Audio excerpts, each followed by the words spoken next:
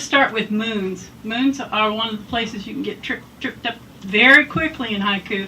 If you're trying to get published and you don't know what your moons are, it can get you a lot of rejections. So I'm going to start with this one. Crescent moon and her silk blouse. A zephyr swells. Oh, this one's tricky. Bone moon. The ululations of mothers. Bone moon. The ululations of mothers. Wow. So what do we think bone moon is? Summer. What season is that? It's got It sounds like winter. It's very much winter. Very much winter. It's when there's nothing left to cook but the bones. And the kids are starving and moms are out there beating their chest. Crying out to the creator. So that is the haiku moment that I just gave you. But that's the haiku poem that I wrote, so you would get to that place. Our bed dressed in knit linens, weaver's moon. Our bed dressed in knit linens, weaver's moon. Now here's a trick. Weaver's moon is a fake moon. It's so we've gone in haiku making up moons. So you might think that's a sinru because it's all about the linens and human nature and getting cozy. Is this a season poem though? Even though it's got a fake moon in it. Yes. Yes, why? Because of the bed is made for warmth, so it's winter. So there is a season there. It wasn't with the moon. So you can sometimes find seasons with moon poems that aren't really moons. The smooth swallow of addiction, pearl moon. The smooth swallow of addiction, pearl moon. It's just a made-up moon, and it feels like it goes with it. It's very center-ish, to answer your question, Dan. You got that? We're good. We're doing good. I'm going to just do some season poems. We're going to go through these pretty quick. Hibiscus unfurl along the river, bees crescendo. Season is? More spring, when the blooms are coming out in spring. So there is the seasonality of hibiscus. Bees in the Japanese Kigo list is summer, but we know here we have them spring and summer and fall. Cherry tomatoes, succulent summer in one bite. Write about bugs and birds and fleas and flies and springs. You can branch out, and I have some in what I call modernity and science. For those that like to think in science, name one poet, or think about naming a poet that does a Cherry Day, Hunter Day. She does a lot of science poems. And I think it's Cherry Hunter Day actually influenced me to start breaking away from all these ponds. The thrum of stars in my bones, Hadron Collider. Sometimes you just feel like the whole universe is just stuffed up in you, and you're just feeling it. So I couldn't explain it any other way. Anybody know the poet that wrote the Odysseus series? What's his name? From Fort Worth? I forgot his name. Yeah, it's Robert Wynne. Robert Wynne wrote a whole book of long-form poetry about Odysseus as a traveler, but a modern-day traveler, road warrior, planes and trains and motorcycles. Striding the airport, wearing my Fitbit, Odysseus 2.0. The weight of a scintilla, Higgsfield. Wow. That's for the real science people out there. All right, so I wanted to play with, there's people using hashtags in some of these haiku. Oh, wow. She uses hashtags. She's way what she has. Side boob and all kinds of stuff in her stuff. Hey now. I can't wait for you to hear what she's My got. kid is good. I can't believe you wrote the side boob poem. Anyway, so I put it. I love it though. You should read it. No play dates or scheduled layovers at human trafficking. Oh. Wow. That was picked up like that from Hedgerow. Wow. And Read that one again, please. it's in here too. This book is the latest, greatest, perfect bound. It's called Wild Voices, an anthology of short poems and art by women. Let me hold it up here. Good, Susan.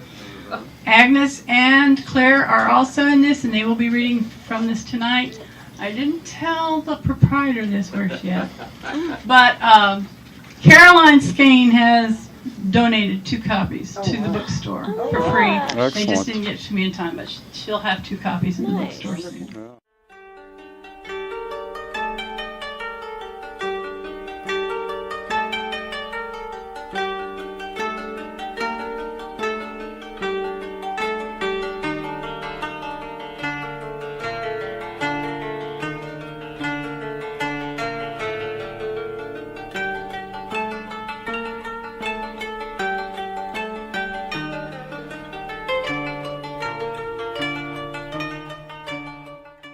Haiku starts with observation. You experience the world. You observe everything with all your senses engaged. And so I just have an example of poems I've published that are each from a different sense. So with sound, I have Thunder Moon, the rock concert fills my chest. Thunder Moon, the rock concert fills my chest. So, yeah, I was like at an outdoor rock show, and it was very, there was a storm coming, and you know how the bass always gets like right in your chest and rattles your bones, so just like the whole scene went together very perfectly. Moving on to the sense of touch, here's another one. Sticky rice, the toddler's endless questions. Sticky rice, the toddler's endless questions. Why? Why? Why? Mommy, Just when you've gotten one off, there's another one, and they just, yeah. Here's one about sight. Deep winter, the weight of stars beyond stars. Deep winter, the weight of stars beyond stars.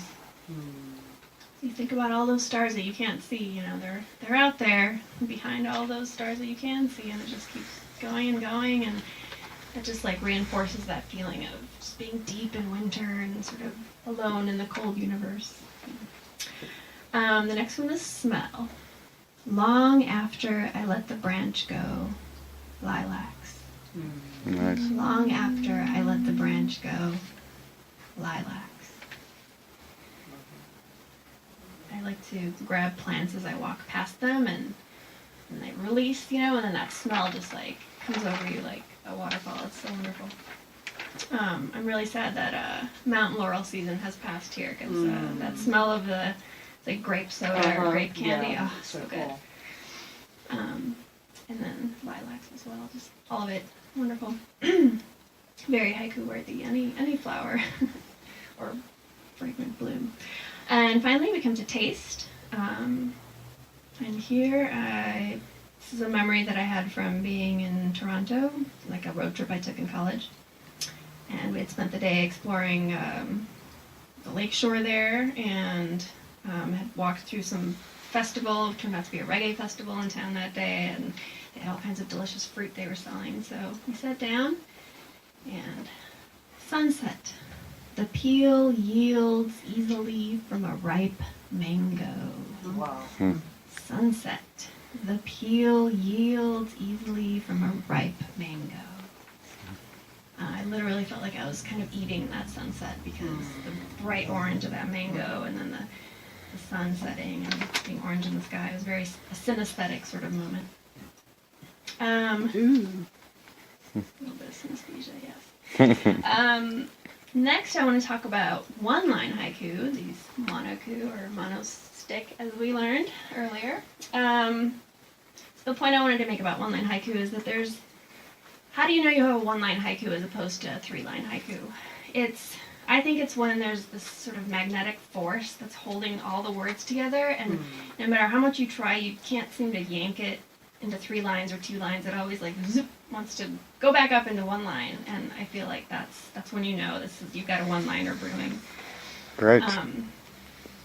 So it's kind of like this word cluster where all the words are the moment, and each word enriches the one next to it or means something different depending on how you emphasize it.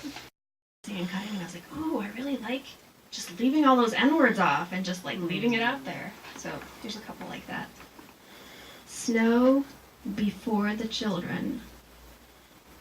Snow before the children. And also summer storm, my daughter's first. Summer storm, my daughter's first. Fill in the blank. Yeah, so many.